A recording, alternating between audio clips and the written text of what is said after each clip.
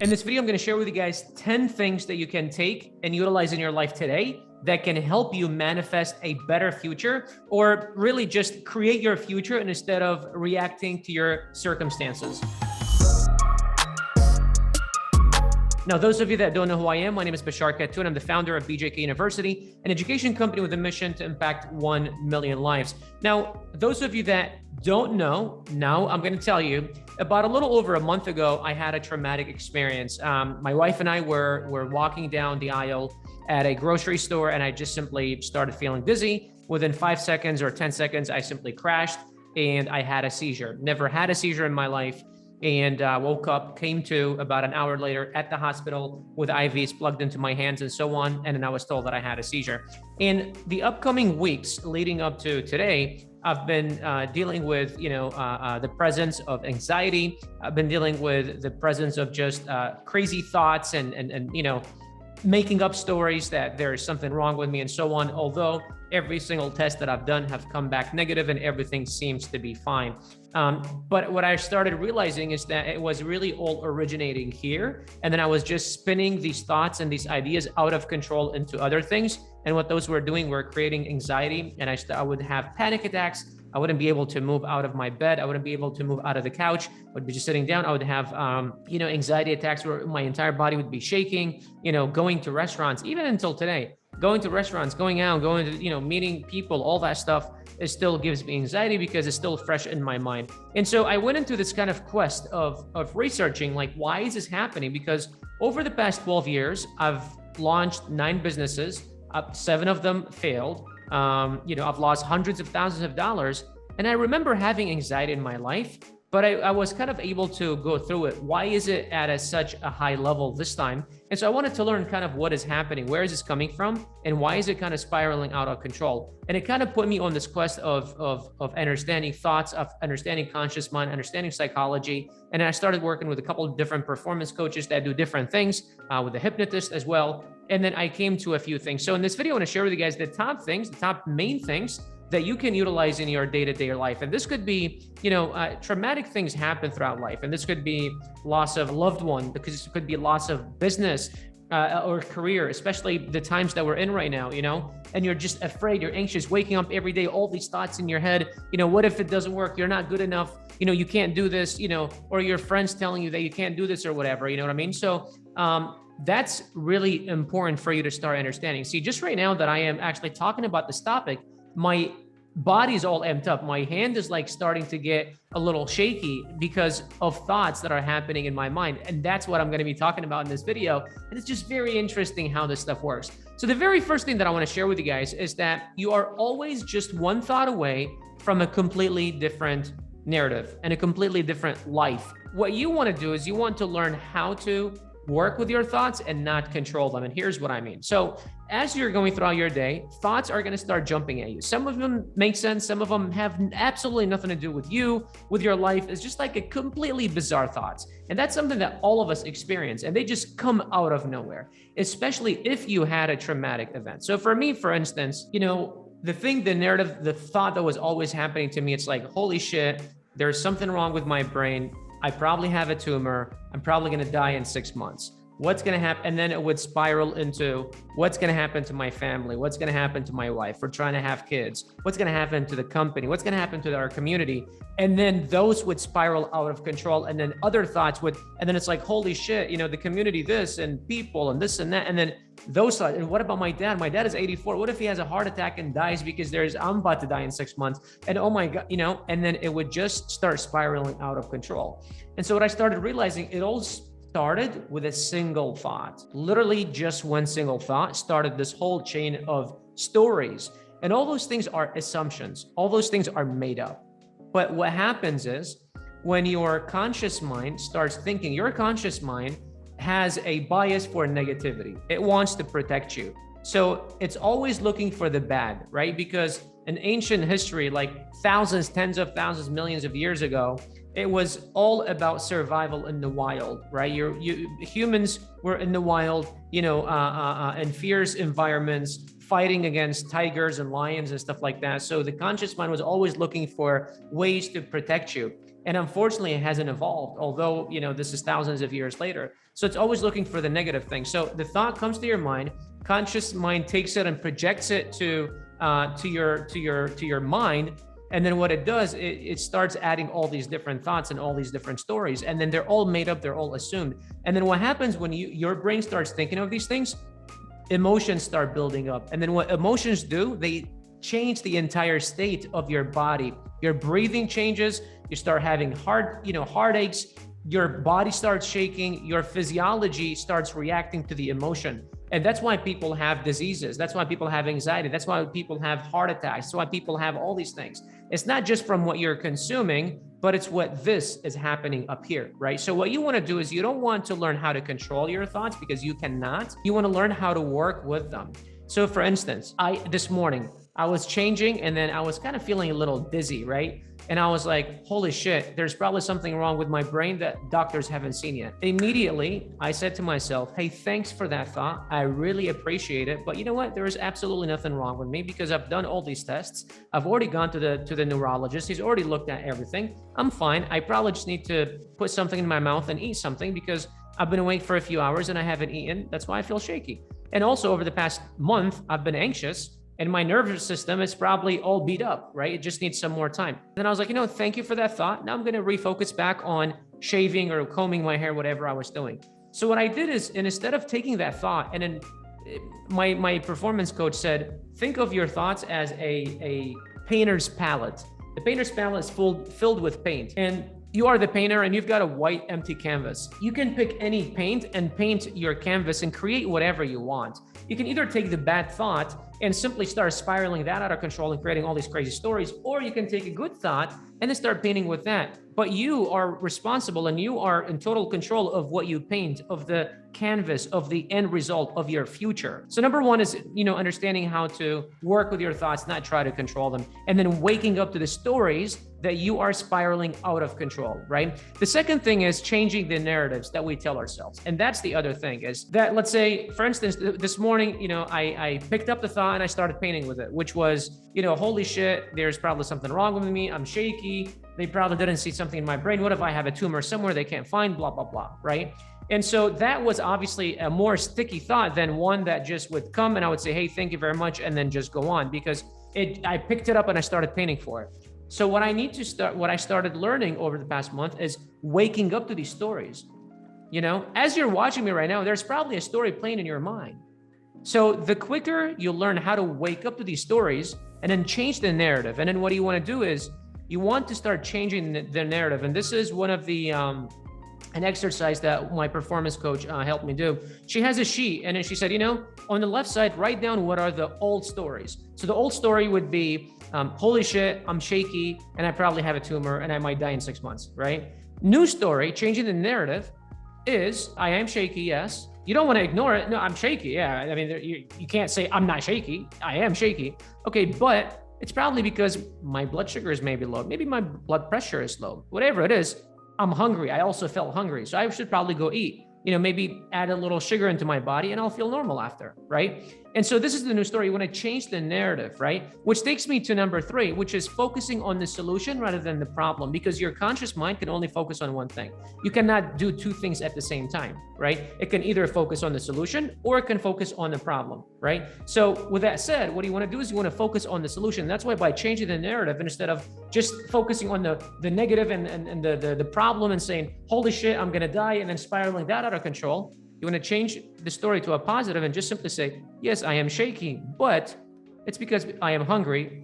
Let me go and eat something. So focusing on the solution, and boom, that's it, done. That literally blocks that chain of thought, and then you move on, going to the other thought, right? Number 4 is creating space between you and the problem. And that's the thing. It's like, imagine your head, there was this space, and then thought, you are the space, like, in between the thought and like your mind, you know what I mean? Kind of, I don't know if that makes sense, And as you do it more and more, you start realizing it more and understanding more what I mean. But because your thoughts they don't define you, they're not you, they just come to you, you know what I mean? And I know it's like, wait, what? But it's happening inside of me. How could thoughts not be? They're not really generated by you. They're generated by your subconscious mind, And then they just get sent out to you, right? So what you want to do is you want to create a space between the thought and the stories that, the palette that you're going to pick and start painting with.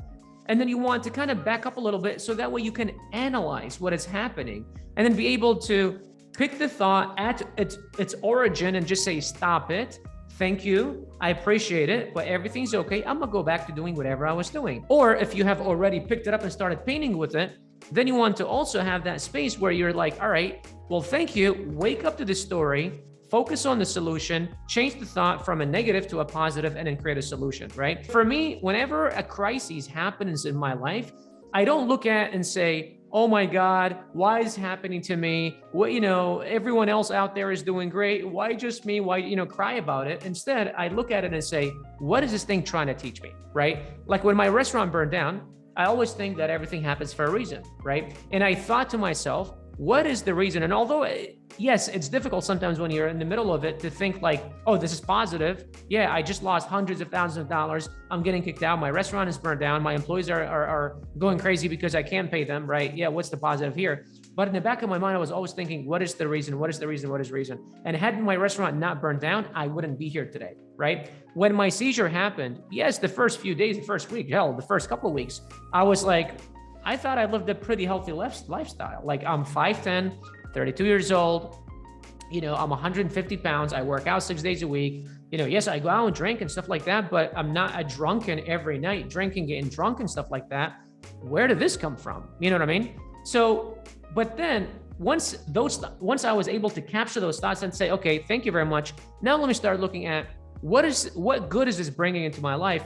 That's when I started, taking out all the good stuff out of it and then able to simply make the good and then look at, how my life was and how it's going to become better. Right. And I'll produce other videos where I can talk about like my takeaways from like the lesson learned, I guess. Right. So I guess, I could call it a lesson learned and the 5 pillars of success that I've created over the past month that I think are going to help me really live a better life moving forward. Number 6 is the lower self. And this is something that, I learned from one of our team who also used to be a hypnotist and has read and learned a lot about psychology. That's what I'm saying. Like this whole experience has been bizarre for me learning about all these things. But he taught me this concept of the lower self. And the lower self has 4 different identities. And I don't want to bore you with all the different identities, but just to kind of sum it up for you, there's that voice in your mind sometimes that says, hey, you can't do it. Right? You can't do it. Like you want to start Amazon FBA? Oh, you probably can't do it. You're not good enough. You don't have enough money. You don't have enough resources. And it gives you all the list of things that why you can't and try to convince you. And then it like tries to become logical with you, right? It's like, yeah, well, you can't do it because, you live in a country where Amazon doesn't allow you to sell from, or you don't have enough money, or, what if your product fails, and it list goes on and on and on, and anything else. Or you see this girl and she's beautiful and you want to go up to her, talk to her, send her a message on Instagram or whatever, and it's like, no, but you're not good looking enough, or you're not rich enough, you're not this enough, you're not that enough. And there's that lower self voice in the back of your head that you just want to chop off.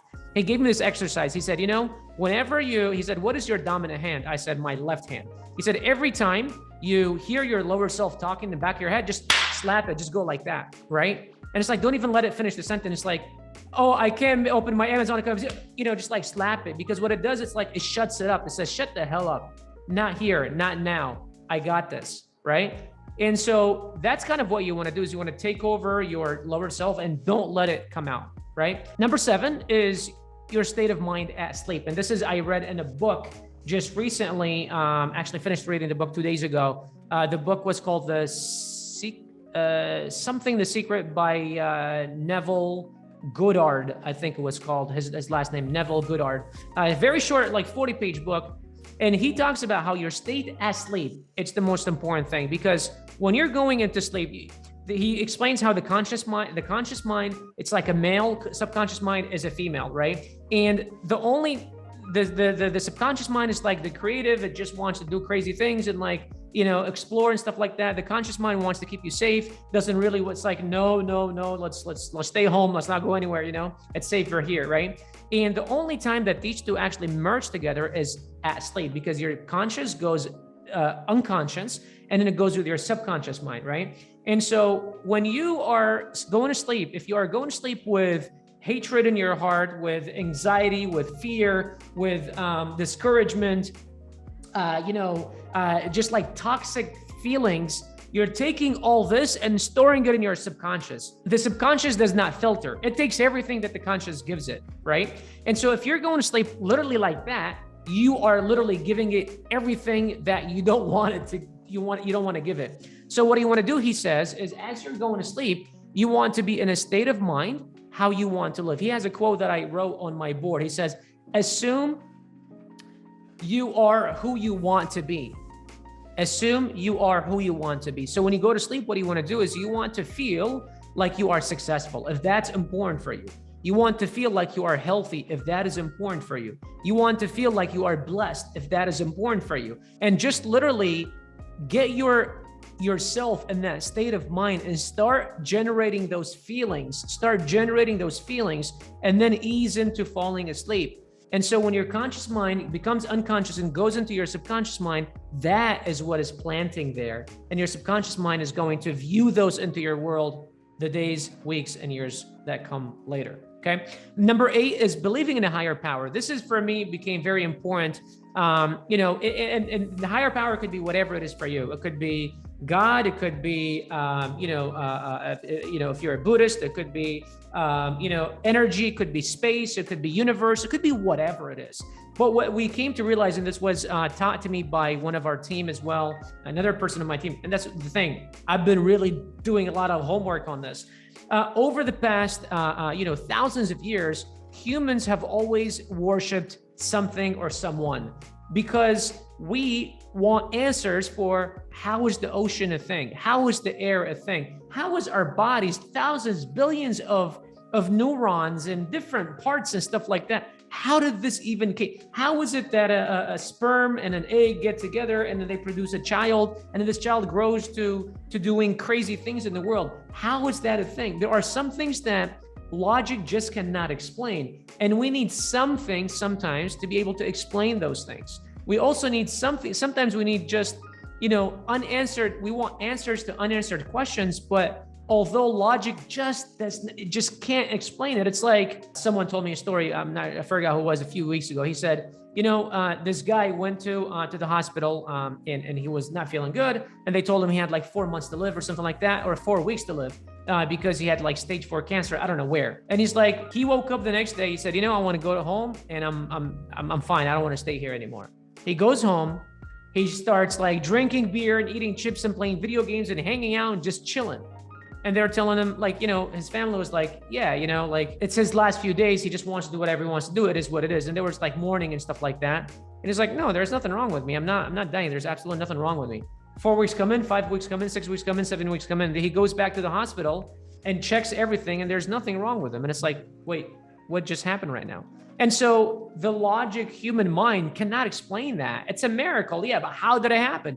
Energy, his thoughts, what happened here? So it's important to have something like a higher power that you believe in, that you have faith. It's really important. Spirituality is very important. Number 9 is emotions are present. But that doesn't mean they need to do anything about them. So sometimes we feel anxious. Like if you're going to the doctor, if you're meeting a girl for the first time or a guy, if you're, meeting a mentor, if you're getting on the phone, if you're making an investment in a business or whatever, sometimes we feel anxiety, we feel fear, we feel excited, we feel whatever. Oftentimes we think that just because we feel those things that we actually need to do something about it. But many times these things are just present. They don't define you. Your emotions do not define you. They are present. And that's why when I was going around the first couple of weeks, I was like, I'm anxious, I have anxiety. My performance coach was like, stop saying that. Say anxiety is present. I'm not anxious. When you say I'm anxious, that means anxiety defines me. You are Bashar. You're not anxious, right? Anxiety is present. That's all. Doesn't mean there's anything that needs to be done. It's just present. You just need to kind of learn how to live with it. You know what I mean? And the last thing is, you are like the unchanging sky. Emotions are like the weather. They come and go. Again, I'm Bashar, I'm not anxiety. I don't change. Emotions come and go, okay? And I made another video where I talk about anxiety and how it originates and emotions and how they originate. But do understand that emotions are triggered by thoughts, and emotions can only last for 90 seconds unless they are triggered by another thought. So if I was this morning, if I felt anxious because I was thinking that, holy shit, I'm shaking, I might have a tumor and might die. If that thought ended there, 90 seconds later, that emotion would have been gone. But then I started adding another story and another story and another story. And this is why you'd go an hour, 2 hours, or 2 days, or 6 months, or 6 years feeling anxious, because the first thought, you did not nip it in the butt. You added another one and another one and another one and another one. Outside of that, I hope you guys enjoyed this video. If you did, share it with someone that you believe can benefit from this, or tag them below, or whatever you do. And if you haven't subscribed to the channel, please do, and smash the thumbs up button. I'll see you guys in the next video. Take care.